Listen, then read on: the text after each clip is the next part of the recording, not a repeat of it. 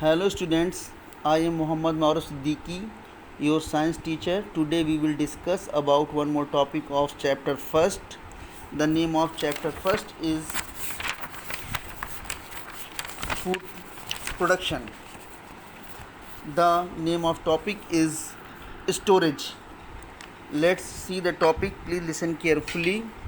But topic को start करने से पहले हम आप लोगों से नोवल कोरोना वायरस कोविड-19 से बचाव के बारे में बात करेंगे। तो प्रिकॉशन सबसे अच्छा इसमें ये है कि आप लोग सोशल डिस्टेंसिंग को मेंटेन करें। मींस आप अपने घर परिवार में इस समय लॉकडाउन की कंडीशन में हैं, फिर भी आप लोग अपने फैमिली के हर एक मेंबर से कम 1 मीटर की डिस्टेंस को बनाए रखें। आइए अब हम लोग अपने टॉपिक के बारे में बात करते हैं। स्टोरेज। देखिए, cereals and pulses can be stored much longer than fruits and vegetables. अगर हम प्रोडक्शन को यानी जो हमारी हार्वेस्ट है उसको हम स्टोर करने की बात करें तो वेजिटेबल्स और फ्रूट्स के कंपैरिजन में काफ़ी लंबे समय तक हम लोगों को सीरियल्स और पल्सेस को स्टोर करने की आवश्यकता पड़ती है, विच स्पॉइल ईजली। क्योंकि जो आपके ये सीरियल्स और पल्सेस वगैरह हैं ये बहुत ही आसानी के साथ स्पॉइल ख़राब हो जाते हैं। Spoilage as you will learn in the chapter on microorganism depend to a great extent to the moisture content of the food to be stored. और ऐसा क्यों होता है? ऐसा इसलिए होता है क्योंकि जो भी हमारी हार्वेस्ट होती है अगर उसमें किसी भी तरह की कोई भी मॉइस्चर नमी रह जाती है तो नमी के रहने की वजह से उसमें माइक्रो ऑर्गेनिज्म जो सूक्ष्म ऑर्गेनिज्म यानी कि जीव होते हैं वो क्रिएट हो जाते हैं और वो सूक्ष्म जीव जो होते हैं हमारी हार्वेस्ट को ख़राब कर देते हैं। The way grains are stored, तो उस चीज़ को हम लोग स्टोर करने से पहले क्या करते हैं कि उसकी मॉइस्चर को ख़त्म करते हैं। Thus differ from the way fruits and vegetable are stored, तो सब्जियों और फलों को स्टोर करने का तरीका अलग है और सीरियल्स और आपके पल्सेस को स्टोर करने का मेथड अलग है। Grains, harvested grains are usually dried before being stored. Harvested grains को सामान्यतः हम लोग स्टोर करने से पहले इसको अच्छी तरीके से सुखा लेते हैं। बिकॉज क्योंकि moisture encourages the growth of micro organism.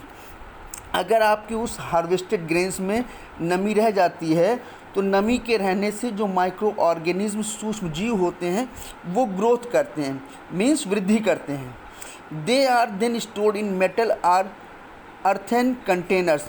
फिर उस हार्वेस्टेड ग्रेन्स को मॉइस्चर ख़त्म करने के बाद हम लोग किसी एक बहुत बड़े मेटल के बर्तन में स्टोर करते हैं, जैसे कि gunny bags or grain silos. Means बड़े से मेटल की एक टैंक जो होते हैं उनको हम बोलते हैं silos. The godowns where grains are stored are first fumigated, और जिस गोडाउन्स यानी गोदाम में ये सब ग्रेन्स रखे जाते हैं उन ग्रेन्स को रखने से पहले उन गोडाउन्स को फ्यूमिगेटेड किया जाता है। फ्यूमिगेटेड करने से मतलब क्या है कि to get rid of pest, यानी कि वहाँ पे जो कीड़े वगैरह जो लगने की संभावना है वो हमारी हार्वेस्टेड ग्रेन्स में ना लगे, उनसे छुटकारा पाने के लिए फ्यूमिगेटेड किया जाता है उस जगह को। Fumigation is the process of using the vapours of a chemical to get rid of pest. Fumigation क्या है? फ्यूमिगेशन एक प्रोसेस, एक क्रिया है जिसमें हम क्या करते हैं कि जो भी केमिकल हम लोग यूज़ करते हैं उस केमिकल के वेपर को वहाँ पर पेस्ट और इन्फेक्शन से बचाव करने के लिए उसका छिड़काव करते हैं। The chemical can be spread using hand operated machines, और इन केमिकल्स को छिड़काव कैसे करते हैं? हाथ से चलाए जाने वाली मशीन के द्वारा। The stored grains are inspected from time to time to make sure that they are free from disease and pest. और जब हम लोग ग्रेन्स को स्टोर कर देते हैं तो फिर थोड़े थोड़े समय के अंतराल पे प्रॉपरली जा कर के हम लोग उसको चेक भी करते रहते हैं कि किसी तरह की कोई भी मतलब बीमारी या फिर कुछ कीड़े वगैरह जो हैं उस रखी गई जो भी हमारे ग्रेन्स हैं उनमें लगी कि नहीं। This is why spaces are left between stacks of gunny sacks stored in godowns. Means ये हुआ कि गोदाम में जो भी आप गनी बैग्स यानी बड़ी बड़ी जो इसकी बोरियां होती हैं अनाज को भर करके रखने वाली, इनके बीच में थोड़ा सा स्पेस दे दिया जाता है। ग्रेन साइलॉस और टॉल स्ट्रक्चर्स, और जो ग्रेन साइलॉस यानी बड़ी बड़ी जो ग्रेन को स्टोर करने वाली टंकियाँ होती हैं, ये बहुत बड़ी बड़ी होती हैं।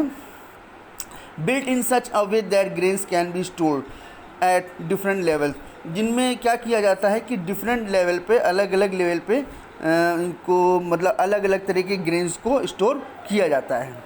Each level has opening through which the grain can be taken out when required, और जितने भी सारे इसमें लेवल होते हैं उस लेवल के में जो है ओपनिंग पॉइंट भी होता है। उस ओपनिंग पॉइंट से हम जहाँ से जिस ग्रेन को लेना चाहते हैं उस जगह से उसको ज़रूरत पड़ने पर हम ग्रेन को प्राप्त कर लेते हैं, यानी वहाँ से उस ग्रेन को बाहर निकाल लेते हैं।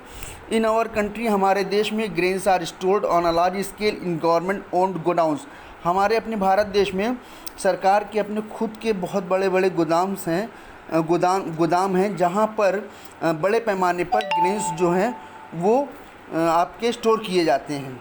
The stored grains are mean to last for the period between two harvest as well as to provide food in case there is a crop failure in a particular year.